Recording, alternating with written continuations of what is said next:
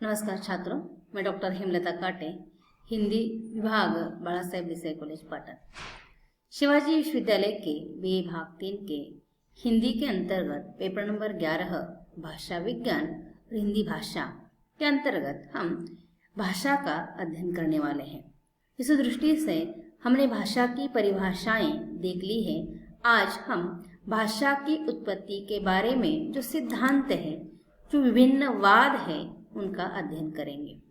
भाषा की उत्पत्ति के बारे में या भाषा के जो सिद्धांत हैं उनके बारे में हमने एक बात बताई थी कि मनुष्य एक ऐसा प्राणी है कि वह व्यक्त होना चाहता है, अतः उसके आत्माभिव्यक्ति की इस प्रवृत्ति के कारण भाषा की उत्पत्ति हुई होगी, ऐसा हम कह सकते हैं। अतः भाषा की उत्पत्ति किस प्रकार हुई, इसका अध्ययन दो रूपों में किया जाता है। वह कैसा है वह आज देख लेंगे और उसमें से भाषा उत्पत्ति का एक सिद्धांत, उसका हम अध्ययन करेंगे। भाषा उत्पत्ति के जो विभिन्न वाद है या सिद्धांत है, उनका अध्ययन हम दो प्रकार से करते हैं, एक प्रत्यक्ष मार्ग, दूसरा परोक्ष मार्ग। प्रत्यक्ष मार्ग उसे हम कह सकते हैं कि इसके अंतर्गत प्रत्यक्ष सिद्धांत जो है उसका अध्ययन करेंगे, और परोक्ष मार्ग समाज के अंतर्गत जो बातें घटित होती है उनका निरीक्षण परीक्षण कर भाषा की उत्पत्ति का अध्ययन हम कर सकते हैं। प्रत्यक्ष मार्ग में यानी प्रत्यक्ष रूप में जो सिद्धांत सामने आते हैं, वो सिद्धांत कौन से हैं वह पहले देख लेंगे। जो आपको अध्ययन करने हैं वह देख लेंगे और उसमें से केवल एक सिद्धांत का अध्ययन आज हम करेंगे। प्रत्यक्ष मार्ग, पहला सिद्धांत है दैव उत्पत्ति सिद्धांत, दूसरा धातु सिद्धांत, तीसरा अनुकरण सिद्धांत, चौथा श्रम परिहार सिद्धांत, पांचवा मनोभावाभिव्यंजक सिद्धांत और छठा समानित सिद्धांत। परोक्ष मार्ग के अंतर्गत बच्चों की भाषा का अध्ययन किया जाता है, असभ्य जातियों की भाषा का अध्ययन किया जाता है और आधुनिक भाषाओं का विकास, इसका अध्ययन किया जाता है। आज हम प्रत्यक्ष मार्ग के अंतर्गत जो पहला सिद्धांत है दैवी उत्पत्ति सिद्धांत, इसका अध्ययन करेंगे।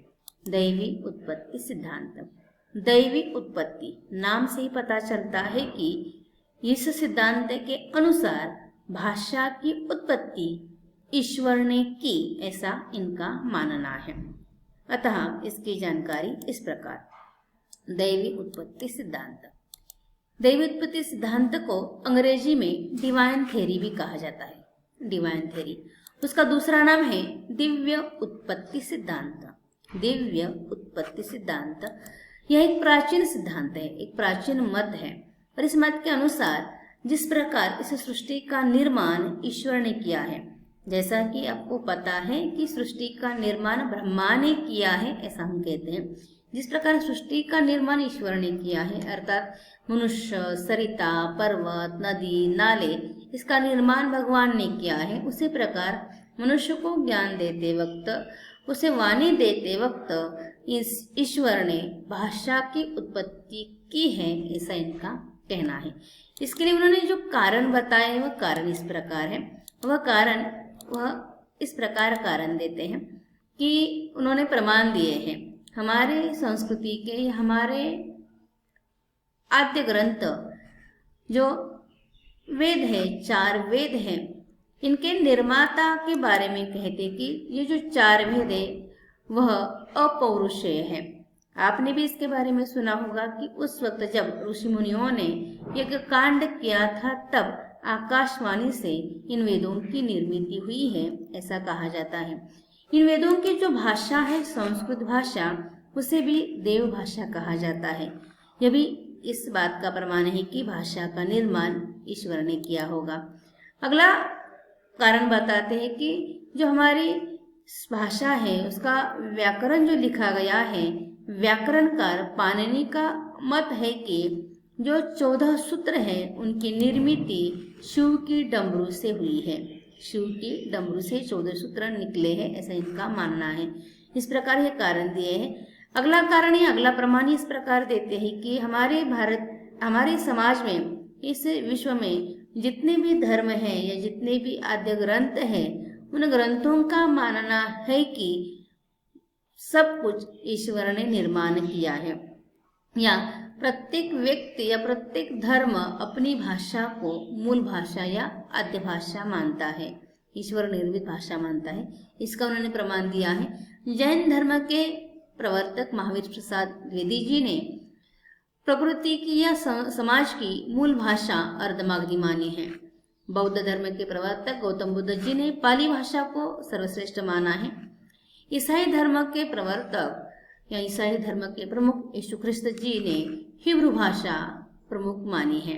और मुस्लिम लोग उनका जो प्रमुख ग्रंथ है, उनका जो आद्य ग्रंथ है कुरान, उसे खुदा का कलाम माना है, खुदा की देन माना है कुरान को। और यह हो गए धार्मिक सिद्धांत, यह हो गए इंसान की भावनाओं से जुड़े सिद्धांत। परंतु मनुष्य भाषा अनुकरण से सीखता है, इस पर अनेक प्रयोग हो गए हैं। उसमें से एक प्रयोग कहा जाता है अनुकरण सिद्धांत, जिसके प्रवर्तक या प्रणेता हैं प्लेटो। और प्लेटो जी ने उस सिद्धांत में स्पष्ट रूप में कहा है कि सभी चीजों के नाम प्रकृति प्रदत्त होते हैं, अर्थात इंसान ने जो नाम ग्रहण किए हैं या सृष्टि को जो नाम मिलते हैं वह सारे प्रकृति प्रदत्त होते हैं, ऐसा इनका कहना है। इस प्रकार दैवी उत्पत्ति सिद्धांत के अंतर्गत भाषा का निर्माण ईश्वर ने किया है, ऐसे कहने वालों ने यह कारण दिए हैं। वह बताते हैं कि भाषा का निर्माण ईश्वर ने किया है। परंतु प्लेटो के अनुकरण सिद्धांत के अनुसार ही भाषा अनुकरण से सीखी जाती है, इसलिए उसे ईश्वर निर्मित कहना योग्य बात नहीं है। इसी कारण इस सिद्धांत पर अनेक प्रयोग हो गए। वह प्रयोग करने का प्रयास मिस्र के राजा सेमेटिकस ने किया है, स्कॉटलैंड के जेम्स चतुर्थ ने किया है, फ्रेडरिक द्वितीय ने किया है और अकबर बादशाह ने किया है।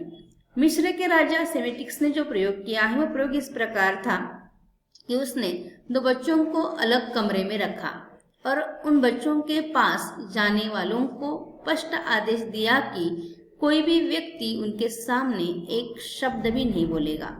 परंतु जब वह 2 बच्चे बड़े हो गए तब वह बेकोस इस शब्द का उच्चारण करते थे।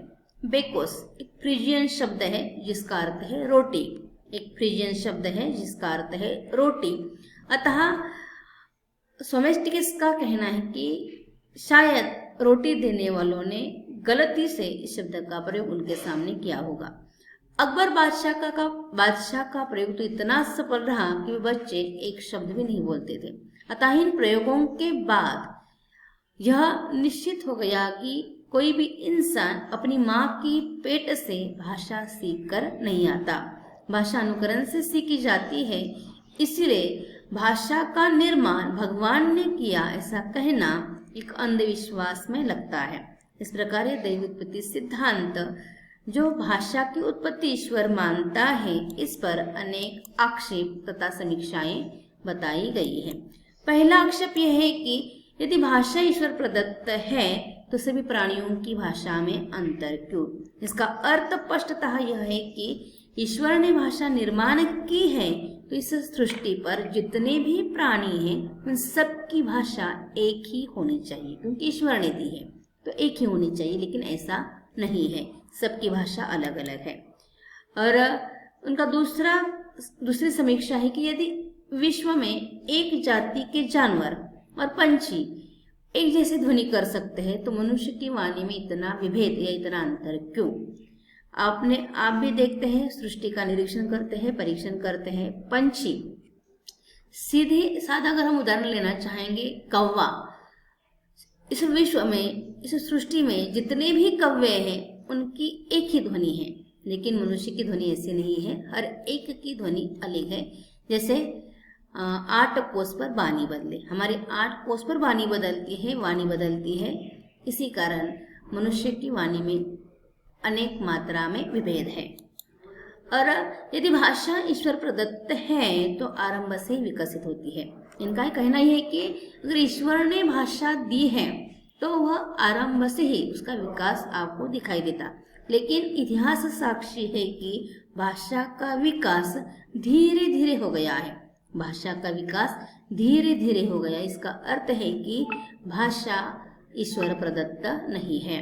इस प्रकार भाषा के सिद्धांत के अंतर्गत भाषा की उत्पत्ति के बारे में जो पहला सिद्धांत है दैव उत्पत्ति सिद्धांत, इसके अंतर्गत भाषा की उत्पत्ति ईश्वर ने की है ऐसा मानना कितना गलत है ये बताने का प्रयास हुआ है, या उन्होंने बताने का प्रयास किया है कि भाषा की उत्पत्ति ईश्वर ने की है, लेकिन यह तर्कसंगत नहीं है।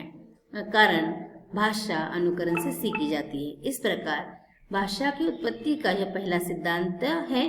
पहले सिद्धांत की दृष्टि से यह अपना महत्व रखता है। यहाँ भाषा उत्पत्ति के सिद्धांत का पहला सिद्धांत दैव उत्पत्ति सिद्धांत, इसका परिचय समाप्त होता है। आपने ध्यान से सुना, धन्यवाद।